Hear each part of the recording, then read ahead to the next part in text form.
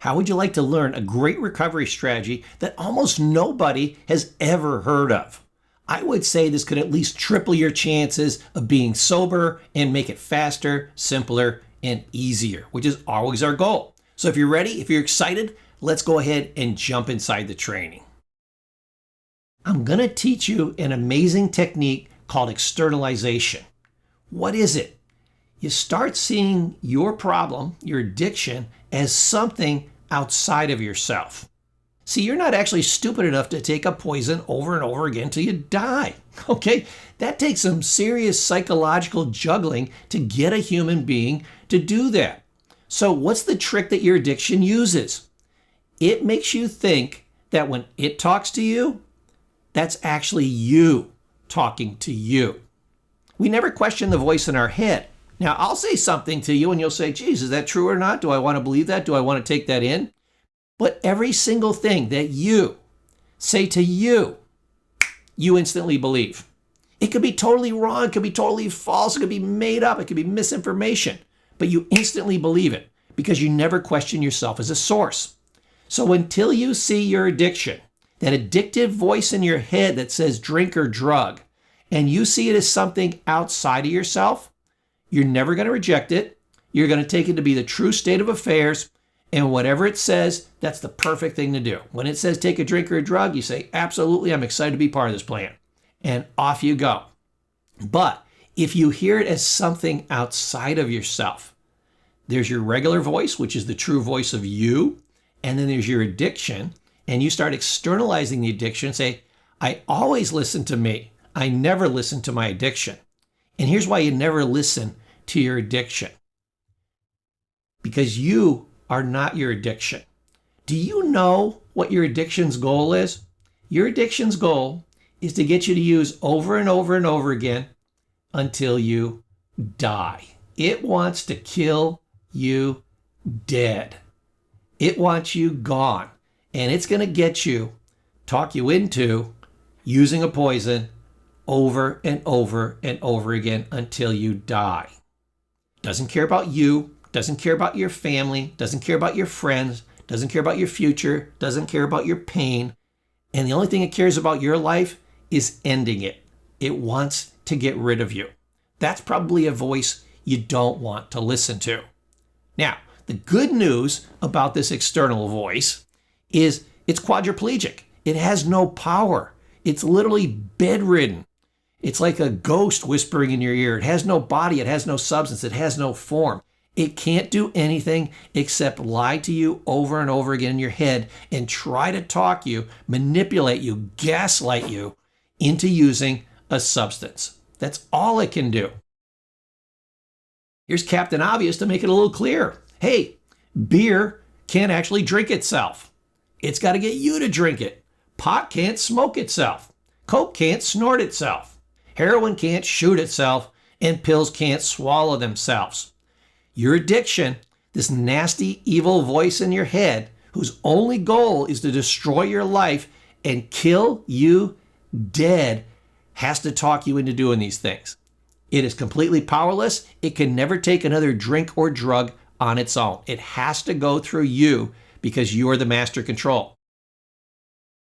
So, you can master your addiction once you realize that all your addiction has to work with are your thoughts and your feelings. It's going to try to make you have cravings and urges. That's the feelings part. It's going to tell you different thoughts in your head. We'll go over that next to try to talk you into using. I'm sure you know what some of these are right off the bat, right?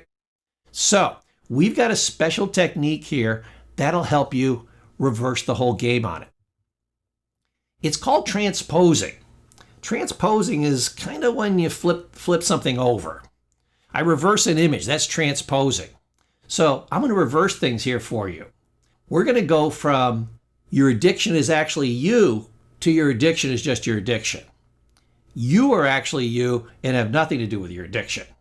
You need to learn how to figure out when your addiction is talking to you, then flip the script, transposing, and say your addiction is talking to you. So you have a thought and you say, geez, I want to drink. And that thought becomes, no, I don't want to drink. I'm sober.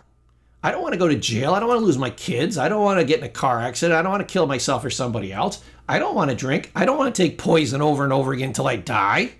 I don't want that at all. My addiction, oh God, it would love a drink. If it can get me to take just one drink, it can get me to take thousands of drinks, thousands of drugs, and kill myself. That's the opportunity here. So when you hear, I want a drink, you say, no, no, no. My nasty, evil addiction wants a drink. No thanks. Count me out. Think of it this way. Sometimes I like to have two images in my head. One is my sponsor and what he would say to me. And then there's my addiction. And I know what my addiction says to me. It says things like, I want a drink. So anytime you hear something, here's what you do. Write this down. What would my sponsor want me to do? That's always the correct answer. If the question is, should you have a drink? Who would want me to do that? My addiction or my sponsor? My addiction would want me to do that. And how would my sponsor respond to that? Hey, sponsor, I want to go have a drink. What should I do? Don't drink. What are you, new? Don't drink. Obviously, that was your addiction telling you to have a drink. And if you listen to the evil voice in your head that's trying to kill you, yeah, you're going to die. Don't do it. Another wonderful idea comes in your head. Say, you know what? I worked some extra hours today. I'm hot and sweaty. I don't want to go to a meeting. I'd have to shower and everything. And I got to drive across town. And then I got to sit in the meeting for an hour. You know, it was boring at the last meeting. You know, the guy was talking about stuff that I didn't care about. Yeah, the meeting before that was good. But what if it's another boring meeting? I don't want to go to that. You know, you don't have to go to a meeting every single day. I want to take a day off. Let's not go to a meeting today. Now question it. Who would love you to not go to a meeting? Your addiction would love that. And we don't listen to the addiction. Who would tell you this is the perfect time to get to a meeting? Because what? Your addiction was just talking to you. That wasn't your common sense trying to talk you out of going to a meeting. That was your addiction talking to you. That tells you what? Wow, does this guy need a meeting? And he needs it now. Get your butt to a meeting. Go, go, go, go, go. Using this technique of figuring out when is my addiction talking to me and what would my sponsor recommend, you know, the person that actually cares about me, that's a great strategy. Works over and over and over again, has saved thousands of lives. Transposing is an amazingly powerful technique. Now, I want to tell you about the 4 common lies that urges give you. Urges tell you 4 things and they're complete and utter lies. Urges tell you that they're excruciating and unbearable. No. Notice the next time you have an urge. And then remember back to something that was more excruciating and unbearable than that. Like one time I was practicing my Kung Fu and I was doing a spinning back fist on a heavy bag. I was in an unfamiliar area. I hadn't been at this gym before and they put an I-beam too close to the heavy bag. And because some guys pushed me off to the side, when I spun around, my hand came too close to that I-beam. Matter of fact, it came so close that it went halfway through my hand. I was really swinging that sucker around. And I shoved a steel I-beam halfway through my hand and basically shattered my hand. That was excruciating, but it wasn't unbearable. And I survived it. Do you think you've ever had an urge for a drink or drug that was that painful? And I'll tell you, did I take a drink or a drug at that time? No. Recovery is always more important.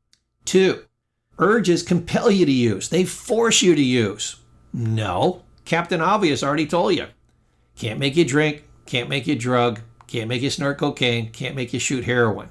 It tries to talk you into it. It can never, ever, ever make you. Cripes, if number 2 was true, nobody in the whole world would ever get sober. So it's a complete and utter lie. People with lifetime sobriety are putting the lie to task.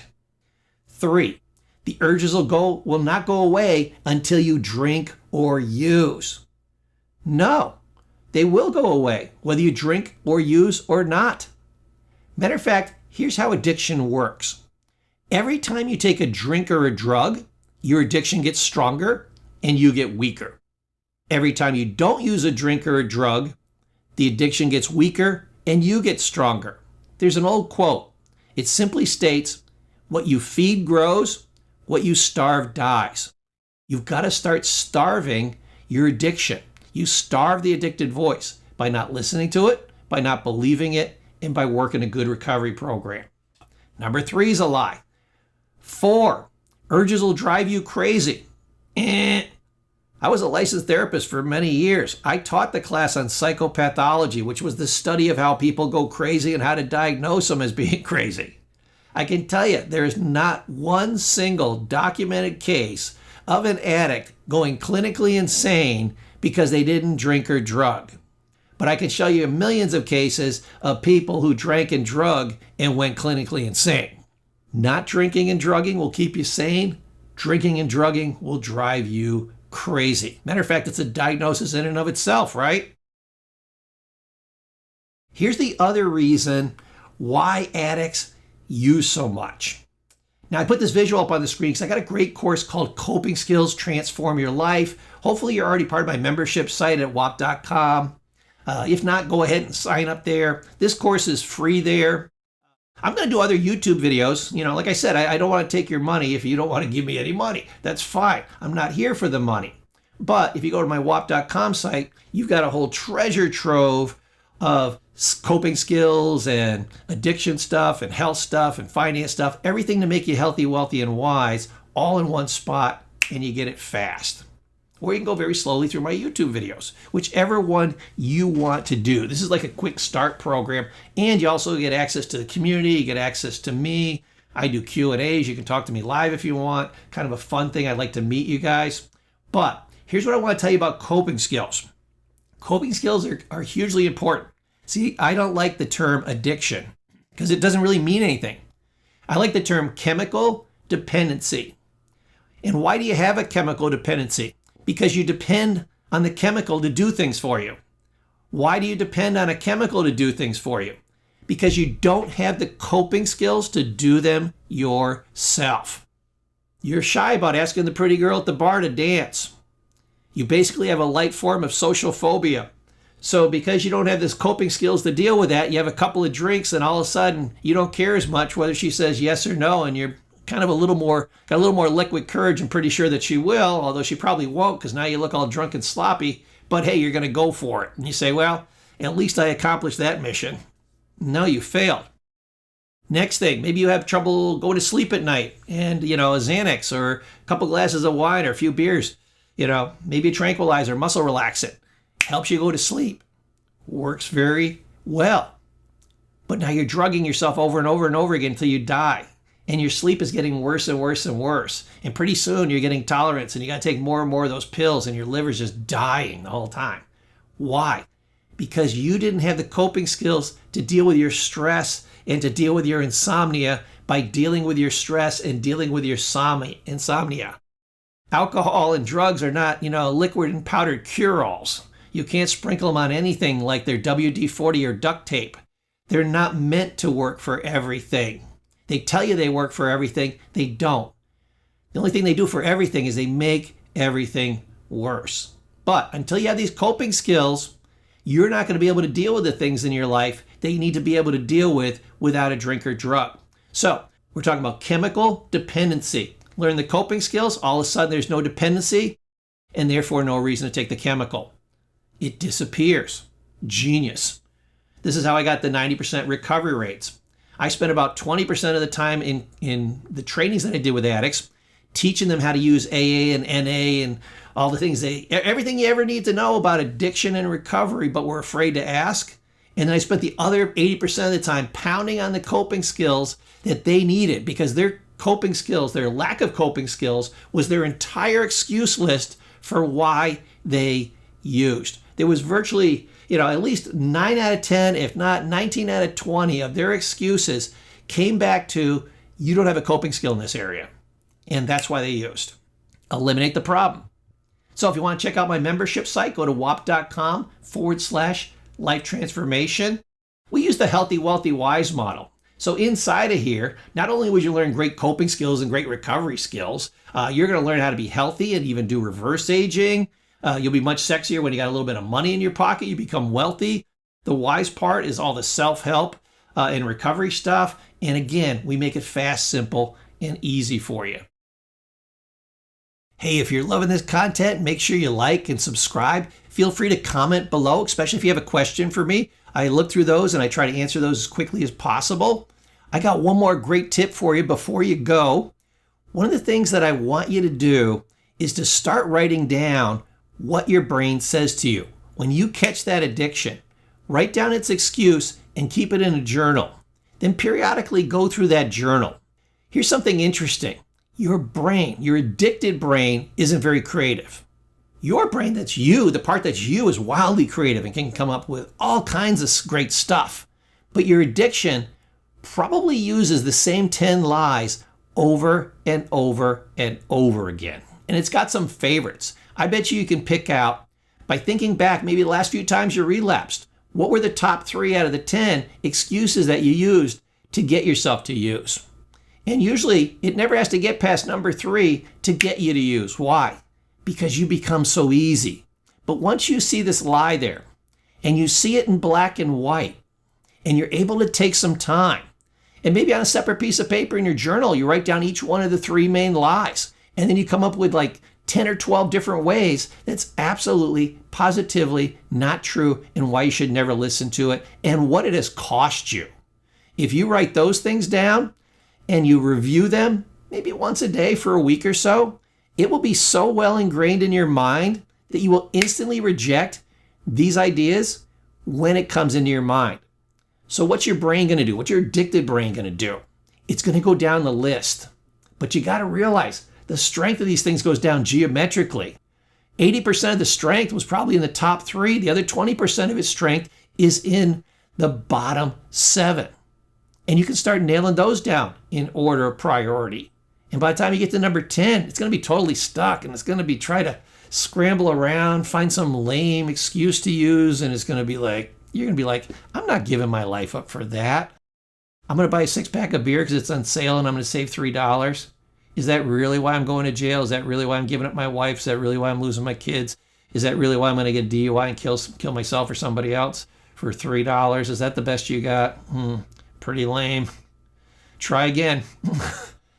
So these are all great tools, strategies, and techniques to beat your addiction. Make sure you like and subscribe so you get all my content. Go down through the playlists. If you missed a training, I don't do a training that 95% of addicts don't need. And chances are you're not in the 5. So make sure you get each and every single one of the trainings. Otherwise, what if you missed one of the trainings and that's the one that would have saved your life? I'm not responsible for that. I'm here. I'm giving you the content. Hey, you guys are doing absolutely fantastic. Thanks for showing up. Thanks for watching the video. And if nobody's told you you're awesome today for staying sober, let me be the first. You're doing a beautiful and powerful thing by staying sober. And wow, I couldn't be more proud of you. You're doing absolutely fantastic. Congratulations. My name is Professor Paul, and I'll see you in my next training.